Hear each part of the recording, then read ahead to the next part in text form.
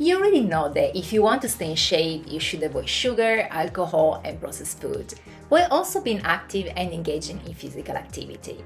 And you're mostly doing all that, but somehow seems like you're not in control of your body anymore, and that stubborn fat keeps accumulating. If that's you, there is a high chance that you are disrupting your hormones, and there are multiple possible reasons why this is happening.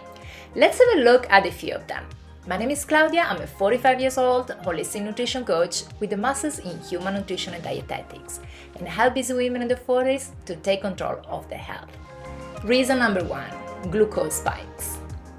The food we ingest creates an increase in glucose in our blood. In response, our body releases the hormone insulin to capture the glucose and bring it to the parts of our body where it's needed. However, if the amount of glucose in our blood is too high, some of it will be stored away as fat. Luckily, there are some ways we can avoid big glucose spikes, and I talk about them in details in this other video here. Reason number 2, wrong eating schedule.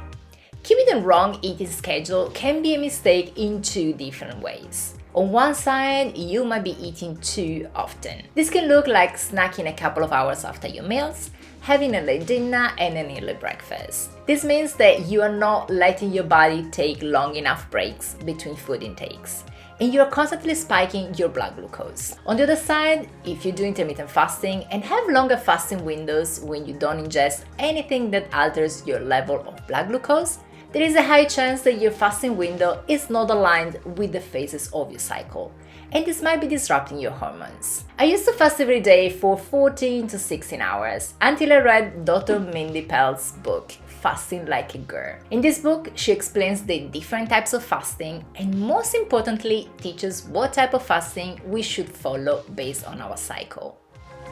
Reason number 3, not meal planning. If you come home and open the fridge to find only ingredients, or even worse, find it empty, it's just so easy to grab the phone and order delivery made with ingredients you know they're bad for you. And let's be honest, how often do you order the best option for you? Meal planning goes beyond just choosing some recipes. It's about choosing the right recipes for you based on your body's unique needs. That's what I teach you in my course, Meal Plan Like a Nutritionist. And I also offer you more support in my community, Busy Women Eat Healthy, where we meal plan together, exchange recipes, and create new habits to take charge of our health while supporting each other. I left some links for you in the description box. Reason number 4, wrong workouts. In the past, I believed that the best way to lose weight was to do more cardio, and I hated going to the gym and using the machines. This worked okay in my 30s, but not anymore in my 40s. After the age of 30, women lose 3 to 5% of muscle mass per decade, which tends to accelerate after menopause. Not only do we want to build those muscles to stay strong and independent, but they are also important to reduce fat. In fact, muscles burn fat even when we are not actively working out. Reason number 5, eating low-fat foods.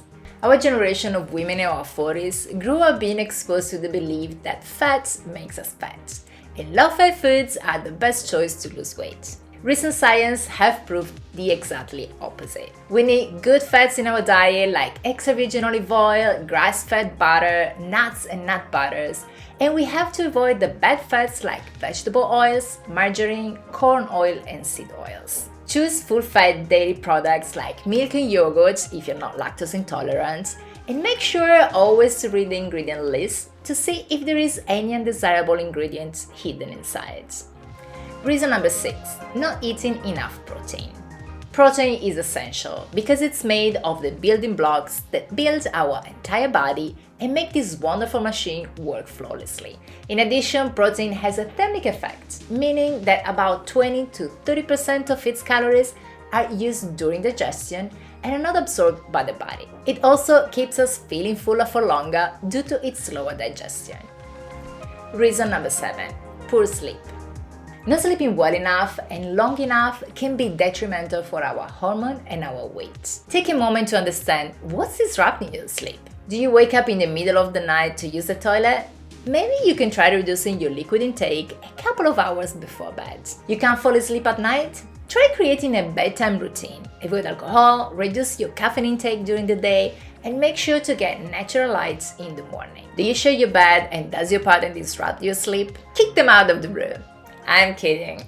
But seriously, sleep is so important that it's definitely worth improving it. Reason number 8, environment toxicity.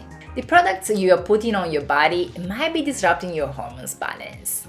Think shampoo, conditioner, lotions, makeup, perfume, and sunscreen. Use an app like OnSkin or Think30 or any other to check the products you use. Pesticides and plastic are also not hormone friendly. Swap your Tupperware to glass and whenever possible, buy organic foods. Talking about mistakes, you should next watch this video here to learn about mistakes you're making when eating protein. And if you're new to my channel and want to take control of your health, make sure you subscribe right here to watch new videos every Sunday. I'm currently accepting one-on-one coaching clients, so if you would like to work with me, check out the link in the description box. Thanks so much for tuning in e ci vediamo nel prossimo video.